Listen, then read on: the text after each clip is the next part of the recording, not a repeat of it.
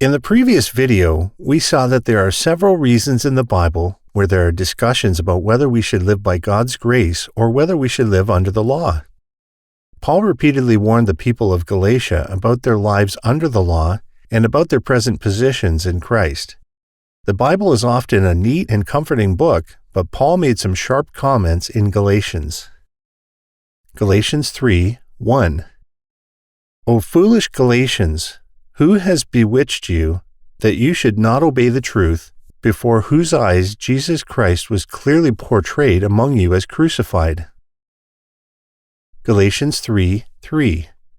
Are you so foolish? Having begun in the Spirit, are you now being made perfect by the flesh? Paul was concerned about the people in the book of Galatians because even though they were children of God, with eternal life and His Spirit living in them, they had once again returned to living in the flesh. Therefore, they were held in bondage and enslaved to the law.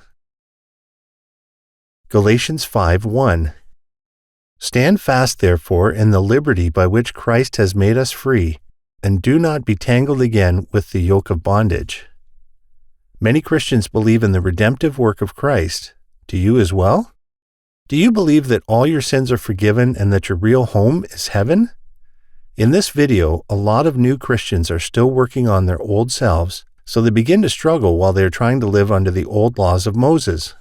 On one hand, they know their position in Christ, but on the other hand, they are still trying to live under the law. This creates a mixture of law and grace. Romans 6:6 and 11. Knowing this, that our old man was crucified with him, that the body of sin might be done away with, that we should no longer be slaves of sin. Likewise, you also reckon yourselves to be dead indeed to sin, but alive to God in Christ Jesus our Lord. Please go ahead and read Romans 6 to learn about your old man and the new man. We are alive in Christ, but what does that mean? It means that we should walk in our new, born-again selves and in faith and truth in Jesus Christ. Our new man is the version of us that carries Christ inside of us. That life can only be revealed by the Spirit of God in the condition that we walk in the light as children of freedom and not as children of slavery.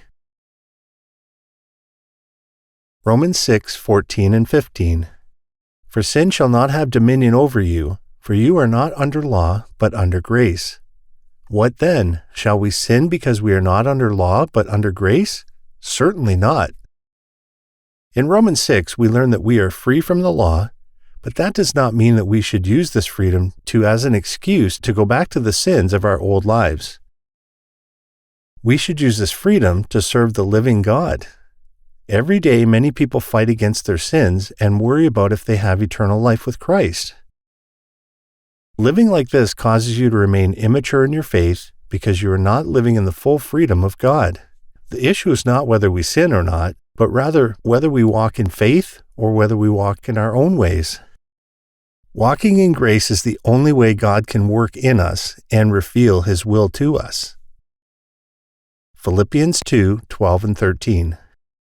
Therefore, my beloved, as you have always obeyed, not as in my presence only, but now much more in my absence, work out your own salvation with fear and trembling, for it is God who works in you, both to will and to do for His good pleasure. We need to open ourselves up to His grace and accept His work of redemption. We need to accept that our old selves have been put away and that God sees us through the grace given by Jesus Christ. By standing in freedom, He can work wonders through us. Therefore, do not feel sorrowful about this life, because you know that we are a new creation in Jesus. The Bible calls us to a joyful life, not a life weighed down by sadness. In Colossians 2:20-23, we read, Therefore, if you died with Christ from the basic principles of the world, why, as though living in the world, do you subject yourselves to regulations? Do not touch, do not taste, do not handle, which all concern things which perish with the using, according to the doctrines and commandments of men? These things indeed have an appearance of wisdom and self-imposed religion, false humility, and neglect of the body, but are of no value against the indulgence of the flesh. Cleaning up our old selves is completely useless, as it is a pious way of life that leads to nothing. Jesus Christ is not served in any way when you are so focused on cleaning up who you were before Him. Therefore, do not spend time dwelling on your old sins, but instead spend time focused on your new life in Christ. Be filled with the Word, because He who has begun a good work in you will complete it until the day of Christ. Philippians 1:6. Stand in God's freedom and walk in Christ. See you next time, united in our Lord Jesus Christ.